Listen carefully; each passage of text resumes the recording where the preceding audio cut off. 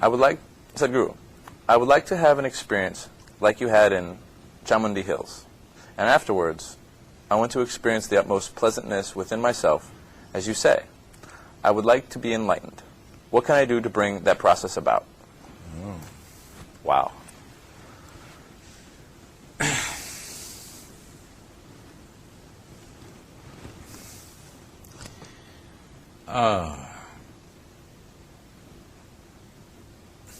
Who wouldn't want the fruit?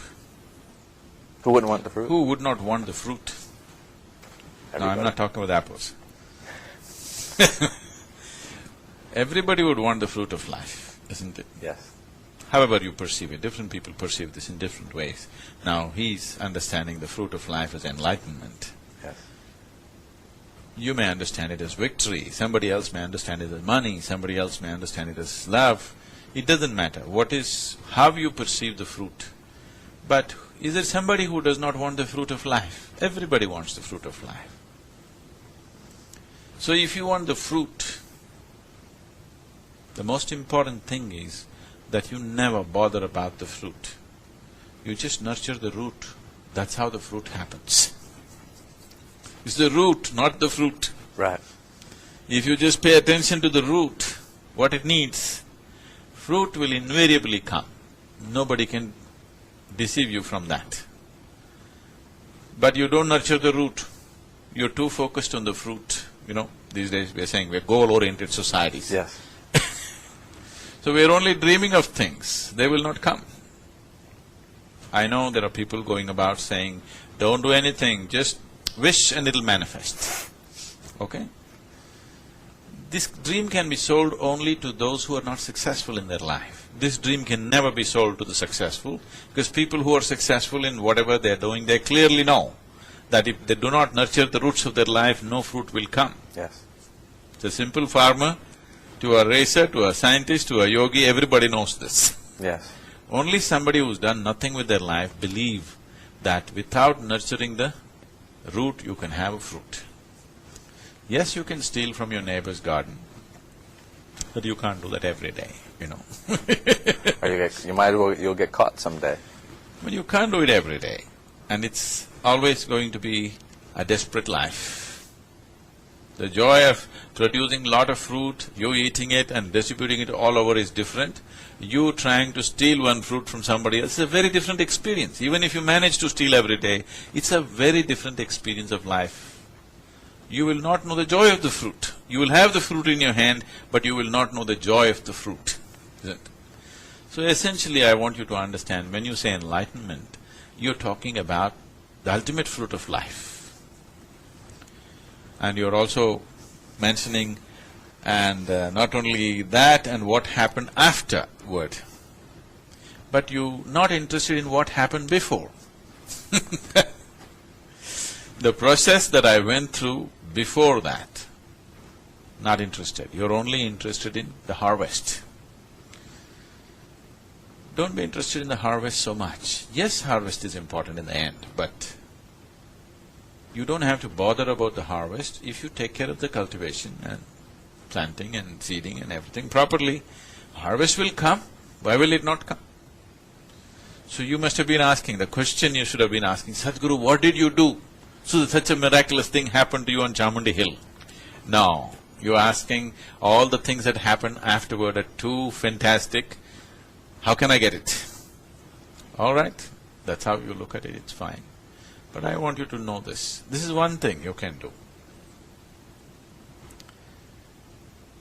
One simple thing you can do is just this. This is the only thing I did in my life.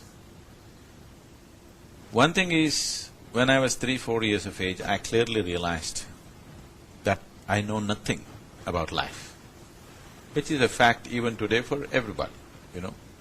You actually know nothing. I only realized it a couple of years ago. No, not only in that sense, I'm going much further. When you say life, you know this body, you know many things to the extent as to how to use it. See, we know how to use an atom today, but do you actually know what's an atom? Nobody knows fully, absolutely what an atom is. Nobody really knows it. But we have learned how to use it. Similarly, many things, whether it's water or air or earth or anything, we have learned to use it. Our knowledge is only that far, but you do not know what it is. You can make fruits come out of something simply out of your whim and fancy, only when you know what it is. You may know how to use this right now, but you do not know what this is. You have taken too many inputs from too many people. Too many people have been teaching you things that they themselves do not know. So, one thing that I realized was I do not know anything. Another thing is, because I could clearly see everybody around me also did not know anything, but they were going around with authority, as if they know it. So I did not take any input. So I keep joking with people. The only thing that I have done to get here is, I remained uneducated. And that's not a simple thing. Because from the day you are born, everybody is trying to educate you about things which have not worked in their life. Just do these two things. What's his name? Chris? Chris. Just do these two things, Chris, that you see that you actually know nothing about anything in this existence, including yourself. And don't take in other people's opinions, ideas, philosophies, nothing. Your culture, your religion, your people, your family, your genetics, all this influence, you learn to keep it aside and just pay attention to life process. If you keep your intelligence unentangled, if you keep the process of your intellect completely unentangled in culture or religion or ideology or dogma or any kind of belief or any kind of thing, if you keep your intelligence absolutely unentangled, in any way encumbered with anything, the very nature of human intelligence is that it will naturally take you towards enlightenment. Which human being, if he does not assume things, which human being can avoid simple questions about life, fundamental questions about life? Okay, where did I come from? Where will I go? What is the nature of my existence? Who can avoid this? For all these things you have ready-made answers that somebody else told you. You read a book, somebody said something, or you just cooked up your own belief system. Don't assume anything.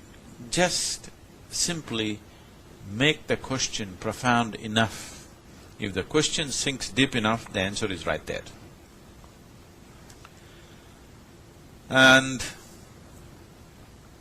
now, for example, for all the wrong reasons, I learned yoga at the age of 10 or 11 years of age. It happened like this. Even then I was looking for excitement, and when we go to my grandfather's place, in the backyard there's a well which is about 6 to 8 feet in diameter and goes about 150 feet down. We are always there in summer, so it's at least down by 60 to 70 feet drop. So one of the sport for us is, for the kids, we jump into this well. You have to go straight like a racing machine, okay? If you go like this, your brains will become a smear on the wall. And to come up, you go and hit the water at a certain speed, and coming up, there is no ladder, there is no any kind of footholds, nothing, you just have to hold the rock and come. By the time you come, the sheer pressure of it, all your fingernails will be bleeding, just the pressure of holding on to it, and all your knees are scraped and everything. So we want to do it. And I'm pretty good at it. One day we were doing this, and an old man over 70 years of age came by. He was just watching us. We ignored. He's too old to be noticed, you know. Like people think about me now. And he just went and jumped into the well. I thought, this is it, he's finished. But to my amazement, he came up faster than me. Suppose today I drove faster than you, you would… So that's what happened to me. I'd hand you the helmet. So he came up faster than me. So I kept my pride aside and asked, okay, how? He said, come and do yoga. So I followed him. He taught me some simple yogic practices. At the age of 11, I was just about 11 at that time, I started. Till I was 25 years of age. Without a single day's break, I did it. I had no spiritual inclinations. My only thing is, physically, mentally, I want to excel, I want to be somewhere. So, it definitely set me apart, both physically and mentally. In any group of people, it set me apart, no doubt. The yogic practices did that to me. I never imagined there's another dimension to it. So whatever this Chamundi Hill experience is, that's what. That was a surprise for me. There's something else packed into it. Now I'm talking to you about all these things, there's something else in it. I'm talking about the fruit too much these days because you guys won't get started unless there's a fruit. And that day I went in to yoga only because this old man could climb up the well faster than me. And it just freaked me. I had to do it. So, why I'm telling you this is, even if you get into something for wrong reasons, but if you do the right thing, it still works. That's how this universe works. It is not your intention. It is, are you doing the right thing or no? So you want to get the fruit of life, that's not going to get you the fruit. Are you doing the right things about it? These two right things you implement. And anyway, you're talking about all this, so probably you're initiated already. So, you keep up the practice and just clearly observe every bit of life around you. A leaf, a flower, your little finger. Look at this pen, watch this little finger for 8 hours, let me see. And see, what do you know about this? You don't know a single cell in the body properly. Pay attention. Once you realize that I do not know, you will invariably pay attention. If human consciousness pays enough attention, there is nothing in the universe which cannot yield. Everything in the universe has to yield, and it will yield. Even the Creator will yield, if you pay enough attention. That is the power of human consciousness. It is just that it needs to be held in attention. It is sleepy and drowsy, then it looks like it can do nothing. You just hold it in attention, it can do things that you have never ever thought was possible. It can open the whole cosmos for you.